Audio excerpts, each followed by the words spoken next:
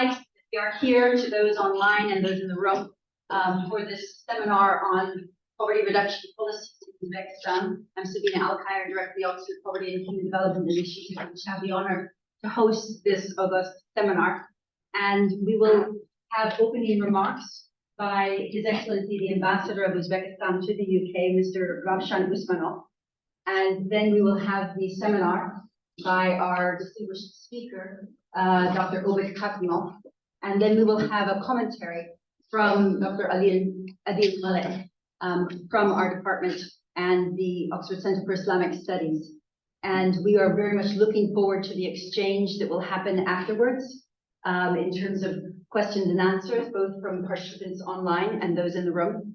And for those in the room only, we are also treated to some nibbles, gracious hospitality from Uzbekistan after this event. So before we begin, let me remind you that His Excellency, the Ambassador, is an alumnus of the University of Birmingham. So UK is no stranger to him, and also the University of the World Economy and Diplomacy, and Tashkent State Law University. So a wide vista of different disciplines and universities. And he served in foreign policy since 2000 in Spain, in France, in Portugal, in Italy, and in Malaysia. And also worked with the Department for Cooperation of Europe and NATO in the Ministry of Foreign Affairs. So ambassadorial roles and also roles in development very much akin to the interests of this department. Our main speaker, Dr. Obid Khakimov, directs the Center of Economic Research and Reform under the administration of the President of the Republic of Uzbekistan, and he is also the Vice Advisor to the President of the Republic of Uzbekistan on the development of the economic sectors and the implementation of investment and foreign trade policy. He was appointed as the Director of CERR, Center for Economic Research and Reform, in 2019, so has had 5 years in that position. And you will hear more in his discourse, but it conducts analytical and applied research in order to develop proposals for strategic directions within government that deepen socioeconomic reforms, and they improve the management of activities in economy and finance, entrepreneurship, and the social sphere, including work on gender, which we are going to be very happy to hear about today. And before his appointment to CERR, he worked as the head of the sector for the protection of citizens' rights, and also coordinated work with the administration of the President of the Republic of Uzbekistan on citizens' rights. So again, a very pivotal role. And he also worked as the first deputy rector of the Academy of State Governance under the President of the Republic of Uzbekistan. And so this is a person who has a background in administration, but now also an interest that he will be presenting on poverty reduction using cutting-edge techniques for the country. And our discussant, who I will introduce now so that we can simply go into the flow, Professor Adeel Malik, is Globe Fellow in the Economies of Muslim Societies and a professor in this department. He's a macroeconomist. So again, investment, finance, and economy are areas of familiarity and very multidisciplinary in orientation. He looks at long-run development and political economy and economic history with a special focus, of course, on the Muslim societies. And he has both quantitative and qualitative interests and integrates them both in the research. And he's also trying to have a broader lens on the political economy in the Middle East, which is so necessary in our times. He also is associated with the Center for the Study of African Economies, CSAE, in the Department of Economics, and also with the Center for the Analysis of Resource-Rich Economies in the same department. And before joining ODID, as we say our department, ODID, he completed his DPhil in this university as a Rhodes Scholar, beginning in 2004, and were previously at the Department of Economics, Merton College, and the Center of International Development in Harvard. So this is our suite of speakers. We are very much looking forward to an exchange which brings to bear their extensive experience and their knowledge. But I think what will surprise you is it also brings to bear their deep commitment for the poorest and for finding very practical, energetic, and accelerated, fast ways of redressing poverty in the context of Uzbekistan. So, Your Excellency, time for your opening remarks. Thank you. Thank you very much. Shall we go there? It's fine. Okay. Good afternoon. Dear Professor Sabina Alkire, Director of the Oxford Poverty and Community Development Initiative. Dear Dr. Obid Khakimov, Director of the Center for Economic Research and Reforms under the administration of the President of the Republic of Uzbekistan. Dear Dr. Adeel Malik, Law Fellow in the Economies of Muslim Societies. Distinguished guests, ladies and gentlemen. At the outset, I would like to convey my heartfelt appreciation to Dr. Sabina for arranging this important event after our last meeting here in Oxford in April, if I'm not mistaken. We regard the United Kingdom as one of the foremost nations globally, possessing significant political and economic influence. Currently, Uzbek-British relations are marked by the longest phase of political, parliamentary, economic, and humanitarian interactions and exchanges underpinned by the efficient bilateral cooperation mechanisms. As a prominent illustration of this, I can highlight the recent visit of Lord Cameron, British Foreign Secretary, to Uzbekistan and the central countries as a whole. It was indeed a historic moment that marked the first instance in history when British Foreign Secretary visited all countries in the region in one trip. We are committed to the practical implementations of all agreements reached during the negotiations in Tashkent. One of our primary objectives is to foster strong people-to-people ties and facilitate academic and business collaboration between our two nations. In this regard, we are gathered here today to provide a detailed briefing on the extensive reforms currently being implemented in Uzbekistan and to engage in a scholarly exchange of ideas on how this initiative can be further refined and enhanced. In my country, special attention is paid to consistent work to increase incomes of the population and fight poverty. We believe that solving this problem requires the implementation of comprehensive economic and social policy. In this context, we have established the following objectives to significantly increase people's incomes and reduce poverty in our country by year 2026. Those are to enhance social protection, to increase efficiency of education, to improve healthcare, to support entrepreneurship and SMEs, to advance infrastructure development. Later, esteemed Dr. Obid Khakimov will provide a detailed introduction to the reforms being implemented in our country in these areas. Last but not least, availing myself of this opportunity and using this platform, I would like to, with a great honor, invite all of you sitting here in this classroom, and those who are joining us online to join us for the second London Uzbek Food and Culture Festival to be held at Pottersfield Park opposite the Tower Bridge in London on the 8th and 9th of June. The opening ceremony will take place at noon at 9th of June. It's going to be Saturday. So everybody is welcome, free entrance. Please come together with your families, with your kids, and you will enjoy the full experience of Uzbek culture. So the festival will present traditional Uzbek cuisine tastings, which you will have the pre-tasting today after our session. Also captivating cultural performances, artisanal craft exhibitions, and interactive workshops. So we believe that this event will strongly enhance people-to-people diplomacy between Uzbekistan and UK. So I'd like to wish all the best to all participants of today's event, and I hope we'll get a good results out of this event, and you will get the knowledge what is going on in Uzbekistan regarding the poverty reduction and other reforms taking place in my country. So thank you very much.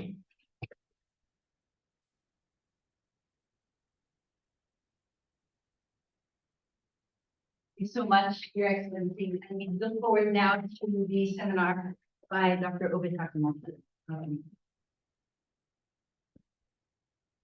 Good afternoon, dear colleagues, dear participants of this event. So, first of all, it is an honor for me to speak in front of such a distinguished scholar, and I'm delighted to meet with you to discuss what we are doing in Uzbekistan in order to fight this poverty. Why we came to United Kingdom to share our experience about the poverty. So as you know that in 3 months, we will have a big UNJ sessions and we will all talk about sustainable development goals. And the first, our goal in the globally, we said that until 2030, we have to abolish all this poverty in the world. So as you can see that after 2020, after pandemics, this poverty rate, our goals became going towards backwards in some places in the world. But in the Uzbekistan, we announced poverty as a main policy priority in 2020. And since 2020, we in 2021, 22, 23, we decreased in last 2 years poverty rate about 6%. So this is not international poverty rate. We are talking about national poverty line. And the national poverty line is much more higher than international poverty lines, and it's about like 26% of our per capita income in the country. So Uzbekistan has to something share about the efficiency of their policy.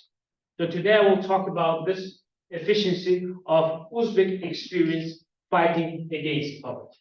So for those who doesn't have much information about Uzbekistan, in 2019 we had a 34 million population, and right now we are about like 37 million population. So this country is one of the fastest growing, at the same time youngest country, and about 60% of the population is below 30 years of age. And as you can see that at that time, our GDP per capita was 1.8 thousand, but today, in a short time period, we are about like 2,500 per capita income. So when we started in 2020 fighting, when the president of Uzbekistan, Shavkat Mirziyoyev, announced that the poverty from now on will be most priority of the government policy, we had following challenges. So the high informal sector, yes, so that we couldn't track the people who are working, and it will be difficult to measure their income when you have very high informal sector. No clear methodology of estimation of the poverty rate, so we didn't have methodology of what national determinant poverty rate. And we have ineffective social protections, and we have low capacity of the implementation. So today we will more concentrate on what we did to alleviate these obstacles when we fight the poverty rates. First of all, when you don't have this high formal sector, or when you have very high informal sector, we didn't know, especially in the pandemic, we didn't know who are eligible, who we need to protect. So that's why we started implementing special notebooks, which is called the Iron Youth Women's Notebooks. So the Uzbekistan, if you look to how Uzbekistan's community is organized, in Uzbekistan, we have 37 million population, which is living in small communities, and each community contains about 600 to 800 households. And these communities, we call it mahallas, yes. For example, let's say mahalla is a community, which is it's a self-organization of the people. Yeah. And each community, we organize this special registries, yes, which registers by the community leaders who is eligible. For example, especially in the pandemic time, yes, one of the biggest problems of developing economies, we couldn't target these people who are in need. Yes. So that's why we switched to community activists and community people to create these kind of registries in order to to track, to detect who are people in need in these communities, youth, women. And as you can see that we first time with the help of the international organizations, World Bank, the UNICEF and other international organizations, established social registries. Yes.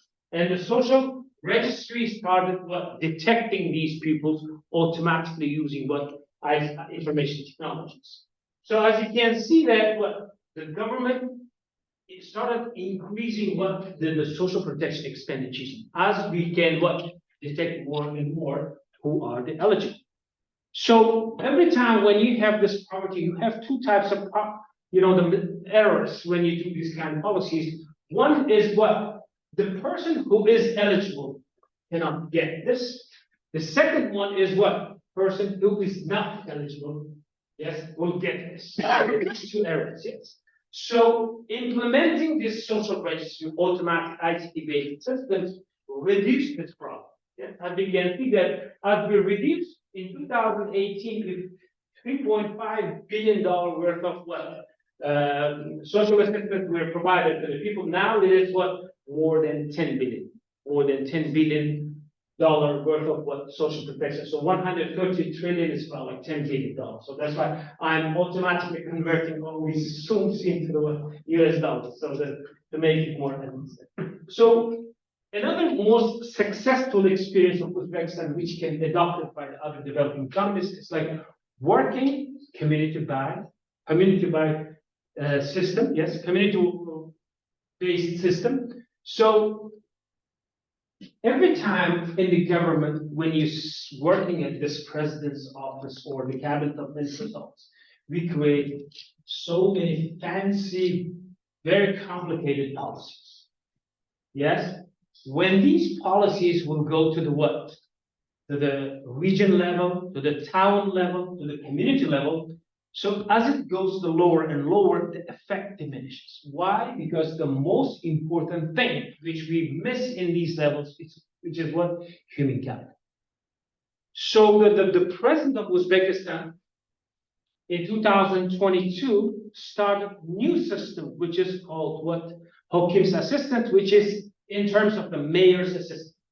So we said that in each community, which is the 9,445 communities, we have to find one person who is what? Who has very good experience, who has very good human capital, which will implement our policies which we created at the top level as we expected at the most bottom level of the society. As usual, as expected, it was most challenging because person who is working at the commercial bank in the capital city, who has a very good salary, who has very good benefits, they don't want it to. But the government said that we cannot save on this.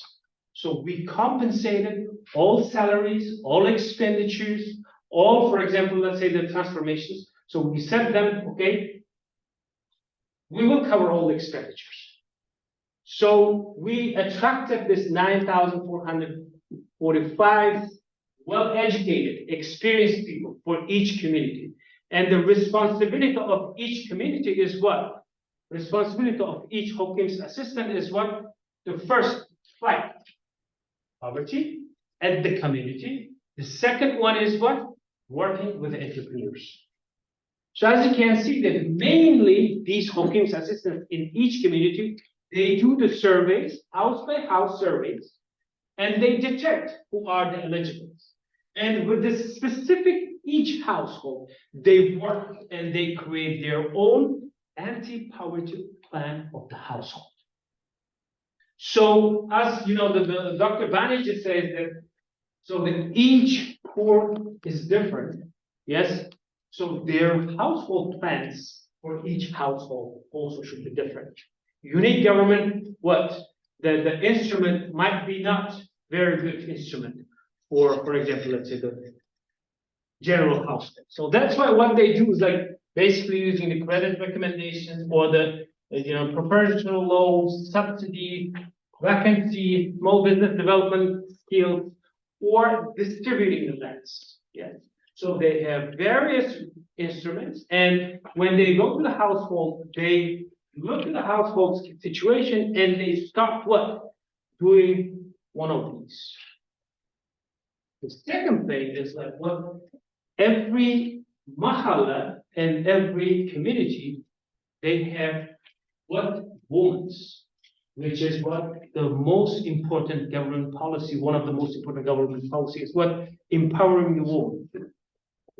So that's why in each community we have one person who is responsible for the woman's issue, women's related issues. So what they do is like they will put much more emphasis. Yes, for example, when you look to the Hakim's assistant, sometimes people say that, what if this Hakim's assistant will do the same job? Yes, but if you look at it, yes, their job is much more kind of, it's not kind of gender biased. Yes, so the woman's assistants usually they are coming from the the females, and they are kind of working with the woman because this is what specific community, specific mentality, specific culture related issues. Social worker, yes, the last 2 years, what we did is that Uzbekistan used one new experience, which is kind of, in every country, what you have pension systems, you have government agencies which works with the disabled people, you have government agency who works with what orphans, you have government agency who works with elderly people who doesn't have, the people who take care of them, yes? So all social protection services were unified under one system. All social protection services which government provides the people were unified under one system. And this system provides social worker for each community. Yes, for example, let's say when you go to the household, we divide the household into 3 types. One household, which has the power, willingness, they want to work, they want to do business. Yes, basically this person, assistant, works with them. Sometimes when you have a household which has what? This social problem. For example, let's say sometimes we take the woman and get the job to the woman, and the woman goes to work, and after 2 weeks, she quits. Why? Because you didn't solve that she has a problem with the kids. Because you didn't solve that she has a problem with the in-laws or something like this. You didn't solve that she had a problem, some social problems with the husbands in the house. Yes? So this is what their business. But sometimes when you go to the households, they have disabled people or elderly people who doesn't have any, the income or something like this. And this social worker is kind of concentrated. And the last thing is what we have. We have the 4th group in the communities, which is what we sometimes call it unorganized. Yeah. So this is the youth, which is what doesn't have a good education, doesn't have a good background, or doesn't have a the good job. So this youth assistance, basically what they do is like they are concentrating on these type of youth in order to bring them to the good stream of the life, find their place in this life. So basically, this is kind of the part of the policy which was created by the president during the last 3-4 years. So what happened during the last 3-4 years? They provided to 1 million people credit assistance. Yes, they provided 1 million credit assistance. They provided about 650 billion worth of subsidies to 152,000 households. Average loans are $1,700, and average subsidy size about like $340.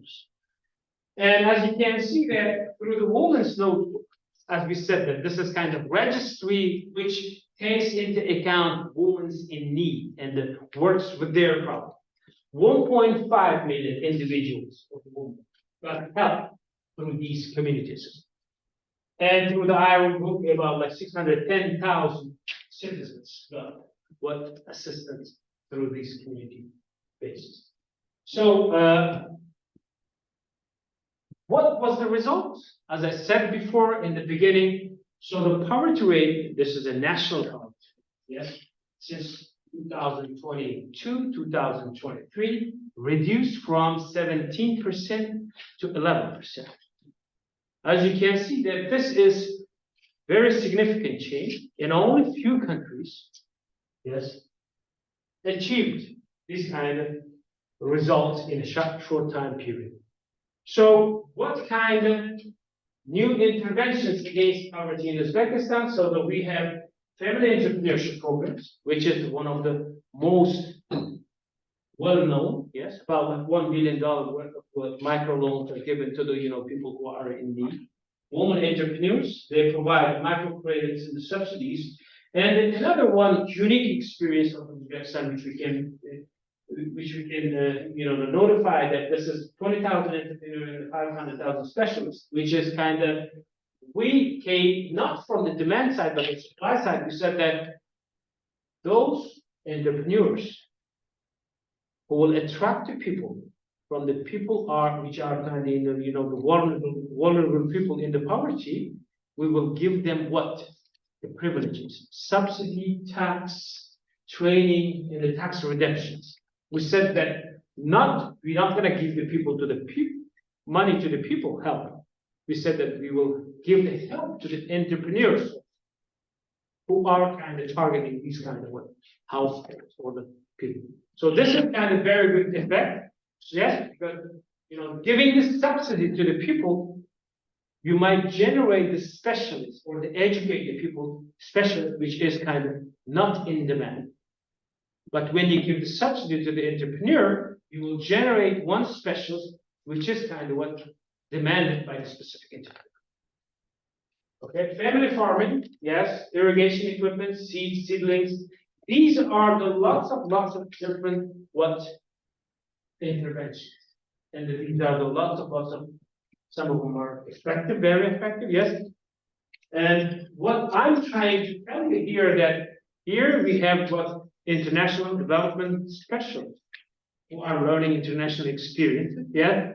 So maybe this will be interest of some academicians, international, the PhD students, which will be willing to study these experiences coming to Uzbekistan and cooperating with our Center for Economic Research and Reforms. We're always welcome. We're always open to cooperate any, the academic or the research activities. Leader entrepreneurs, distribution of lands, and one of the biggest changes which made in Uzbekistan, this is land distribution. Last 3 years, we distributed about 270,000 hectares of the land to the people. So most of the time, people will ask us, what was the main purpose, or what was the main objective of this one? The first is entrepreneurship, increasing the household income. Most importantly, this is food security issues. This is another main sustainable development goal, which is food sustainability is one of the most priorities in the economic development process. So as long as you don't deal with this food security issues, it will be difficult to sustain your economy. Yes. School feeding, poultry development, developing children, family kindergartens. Yes, government announced significant large program of preschool education. Yeah. In 2018, our preschool education enrollment rate was about 25%. Right now, in a short time period, we achieved to 70%. 70%. In this short time period, we opened more than 15,000 small kindergartens in each communities in order to increase the access. So the government is providing the subsidies, utility subsidies, and the subsidies for teacher salary in order to enhance the kind of schooling process. So what are our milestones? As any nation, we expecting that to reduce the poverty rate by 7% 2030. I think that this was accepted 2 years ago. Probably we will achieve this one a lot earlier than 2030. Yeah.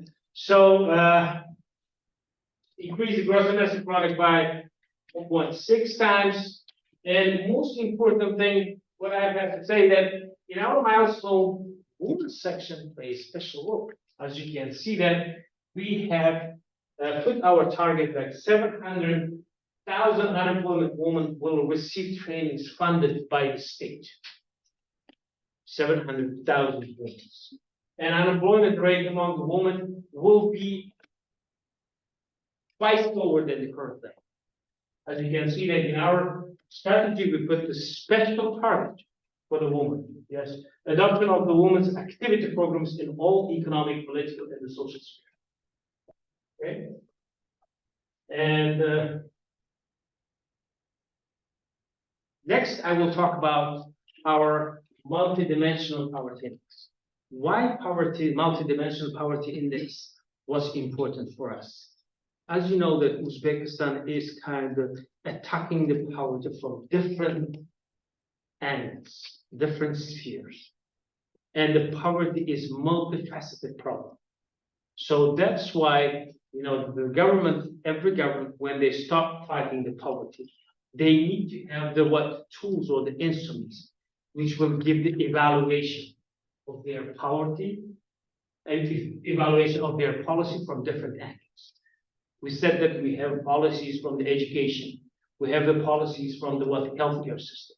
We have a policies from the urbanization. We have a anti-poverty policies from the entrepreneurship. Different angles. So we have to have the instrument which gives the information to the government, which will evaluate our policy from different angles. So 2 years ago, with the cooperation of the OPHI, UNDP, and UNICEF, we started this experience.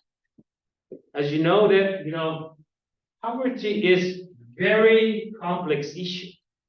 So when you ask the people in Britain, who is the poor, you will get a different answer, right? What can be considered as a poor in United Kingdom? Anyone? Who can be considered as a poor in United Kingdom?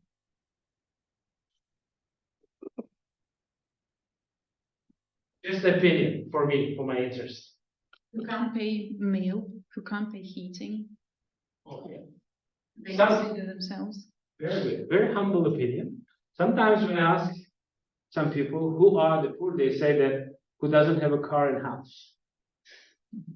Okay, so that's why, the measurement of the poverty is different among different cultures. So in order to determine, first of all, what is so important in determining what multidimensional poverty index we conducted one survey which covered 1,500 households, and we asked them whom they consider as a poor. Sometimes people, as she said, that consider themselves as a poor when they cannot afford the meal. Sometimes they cannot afford healthcare, education, sometimes living conditions. Yes, so different. So that's why our questionnaire module included education, healthcare, disability, access to the information, employment, nutrition, social protection, and housing, living standards. Okay. And after detecting these 1,500 households who are the poor, we conducted full survey of 4,500 households. And what we did is that we first time as a pilot calculated our multidimensional poverty index with the help of OPHI. So first, when we describe the cutoff rate, it's like 34%, we took it. So the multidimensional poverty rate, as you can see, it contains from the two parts. One is incidence and the intensity. So 18% of the people had the deprivation rates among these indicators, and the intensity is 43.71, and multidimensional poverty index is 0.08. But if you look at the rural and the urban and the male and the gender, basically, as you can see that in the rural and urban, yes, in the rural areas we do have higher poverty rates, but intensity is almost the same. If you look at the gender wise, we have some sort of kind of different. So the females' poverty rates is a lot more lower than males. So I have to say that this was the pilot. And this was individual based, not the household. After doing the pilot with the OPHI, we revalidated all our results with the OPHI. Yes, and we, after revalidation, so now this poverty, the methodology became commonly accepted, and then from this year, Minister of Statistics included all our questions to the household budget survey, which they conduct annually, 16,000 households. So in 2025, we will first calculate this household-based multidimensional poverty rate, and we will assess all these different angled government policies, how they're making success when we achieve. Which one is kind of more effective, which one is kind of less effective, and it will give us much more detailed information. So the multidimensional poverty indicators, as you can see, the overcrowding, housing, sanitation, heating, fuel, drinking, access, and food security. So when we assess what are the main factors in order to reduce multidimensional poverty, the rates, the main two indicators, it was drinking water and education. So these were two main factors. So this already, the tool already giving to us that, what we have to more concentrate when we fight against the poverty. Okay. So what are the main goals? So the MPI and Uzbek, how the MPI and Uzbekistan strategy until 2030 is aligned. So what we have to do is we want to increase the higher education enrollment rate up to 50% by 2030, and the preschool education by higher than 90%. Higher than 90%.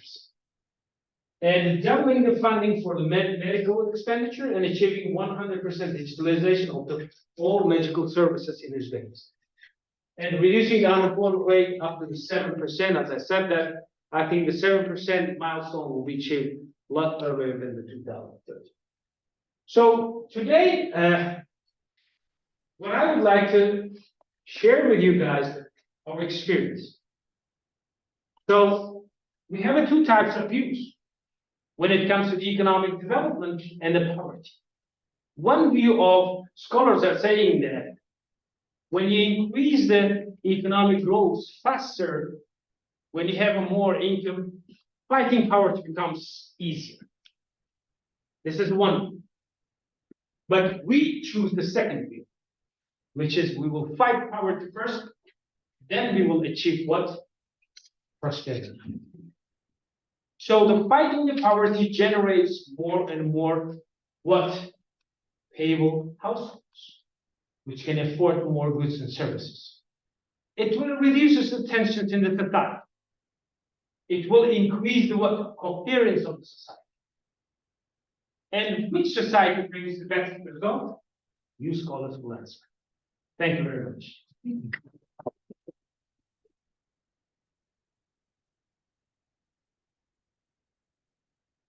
Thank you so much for such a detailed overview, and also very, very clear policy messages and questions for research in this room. So now we turn it over to Dr. Adeel Malik to give his comments.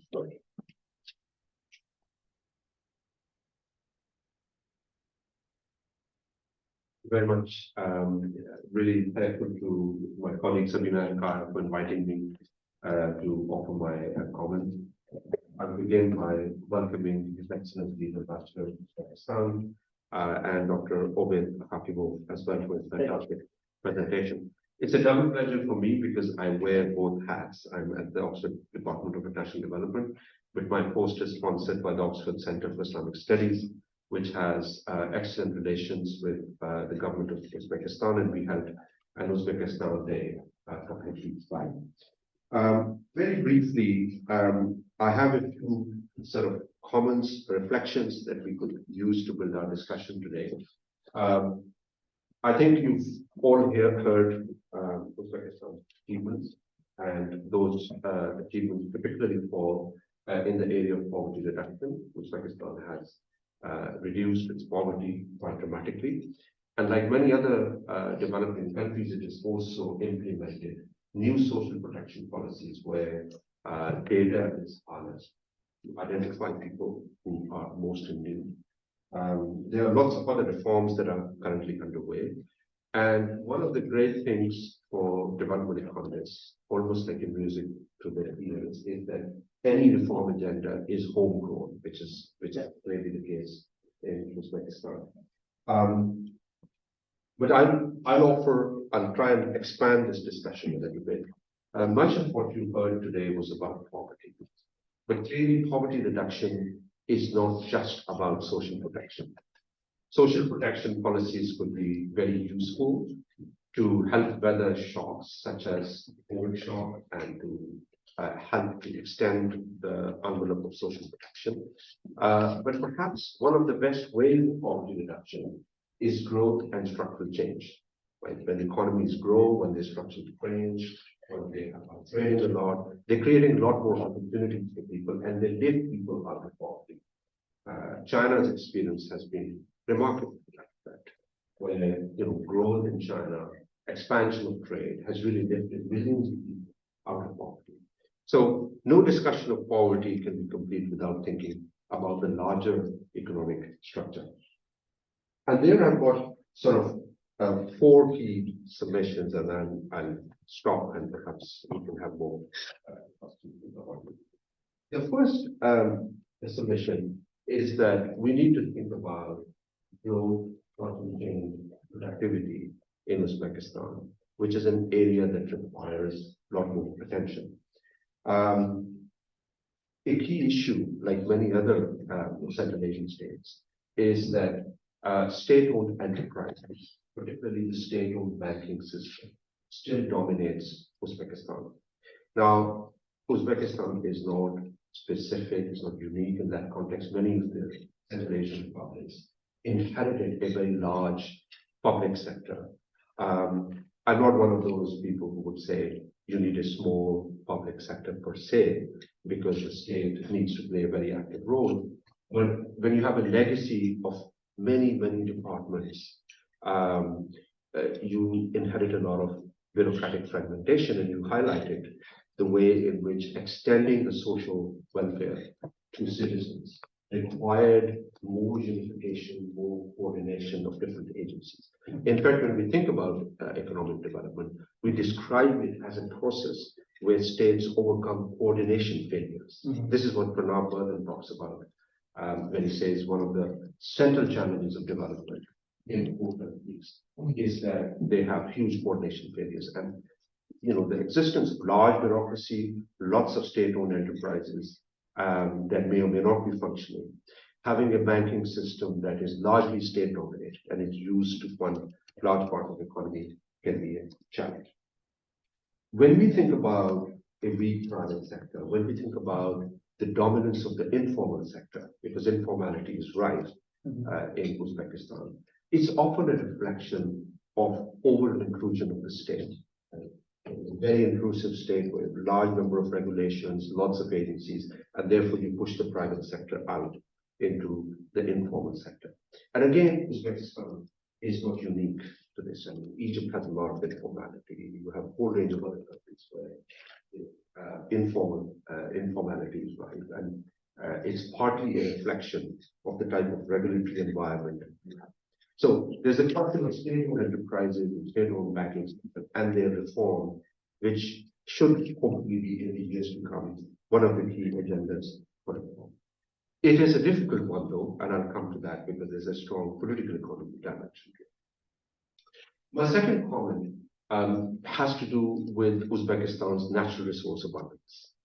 Uzbekistan is a resource-rich country. You have copper, gold, natural gas, and much of what Uzbekistan exports basically emanates from those natural resource sectors. And again, the literature that we know across the world of societies that specialize more in natural resources is that they tend to be poor and they have specific challenges.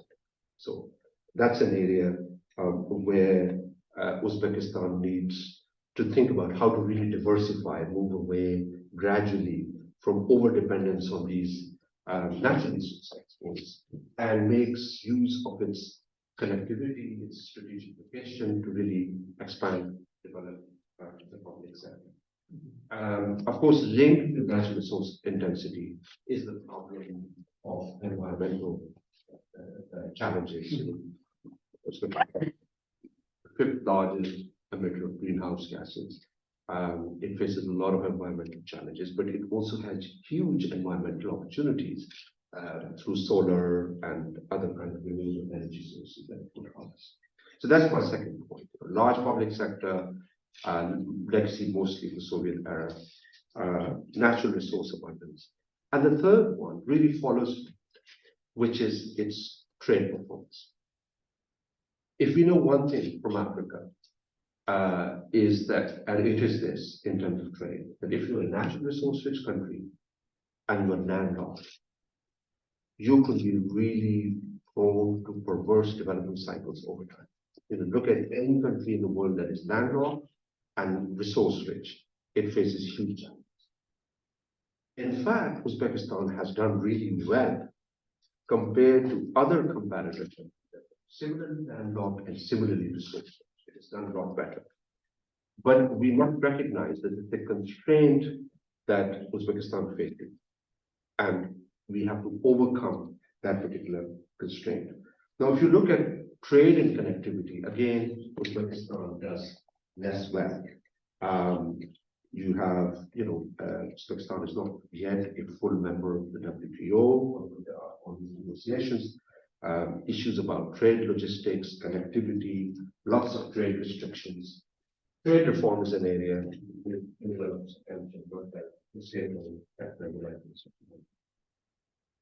and my final comment is that today we cannot think about development without thinking about political economy. I teach and I breathe in political economy. But the political economy challenge is important because in every context in the world, not just in defense, politics and economics are interlinked. A lot of what we need to do on the economic front will have political consequences. So if you want to reduce the footprint of the state in certain sectors, it means the loss of rent streams for a lot of entrenched parts of the economy. If you want to reduce trade barriers, it means you have to take protection away from certain sectors of the economy that are favored, and so on and so forth. Now, that challenge is not, again, unique to Uzbekistan. It's literally every country, including this country, how to reform the financial system, how do we move to, a more productive economy. They're always, in every country, those challenges exist. How to address them is particularly critical in transition economies, because the idea that many of these Central Asian republics could easily transition from a command and control mode to a market-oriented mode. It's a very difficult transition, and Uzbekistan is clearly on that transition, making a lot of progress. But we need to think about how do we change on the margins. It doesn't mean you have to reform the public sector in one go. No, it would be politically disruptive. But a lot of the reform that has taken place in large parts of the world has taken place when you change things on the margin and gradually build the constituency that will be supporting that reform. In a sense, what you highlighted today is a practical example of that, right? It must not have been easy for you to collect this data at the level, to get feedback from different actors, to implement and roll it out.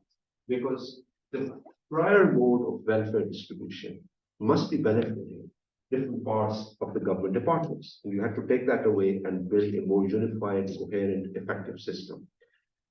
I think that's where there's a window of hope, and you could actually build on that and expand it to the trade sector, reform of the financial system, reform of the economy more generally.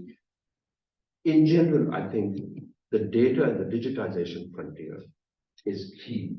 I say that with a lot of hesitation because this is the buzzword everywhere, the World Bank and IMF, whichever side now you go to, digitization is the final solution. I'm not suggesting that, but it's again one of those changes on the margin that could make a difference. A lot of countries are reluctant to connect and analyze without realizing that actually this could be for their advantage. So if you have a good survey of informal sector firms, it can actually give you a huge policy because you know exactly where to target. If you have a Mohalla level database and you match it with GIS databases, these spatial databases, I'm sure it must be underway. It can give you huge information advantage, and a lot of that evidence can then in turn feed into policy making. And I'm saying this because oftentimes decision makers find reform more politically costly than it actually is. It's because they are risk averse and they don't have a lot of information. But once the information is there, and you know who's going to benefit from that reform and how you can consolidate that constituency, and if you know who will lose from this reform and how you can compensate the losers, it could actually be a very good step forward. So with those brief remarks, I would just like to thank again Sabina and to Dr. Obid for his fantastic presentation. And both at the Center for Islamic Studies and at the Department of International Development, we're very keen to engage, continue our collaboration, and bring our strengths in ways that could be helpful for us. Thank you.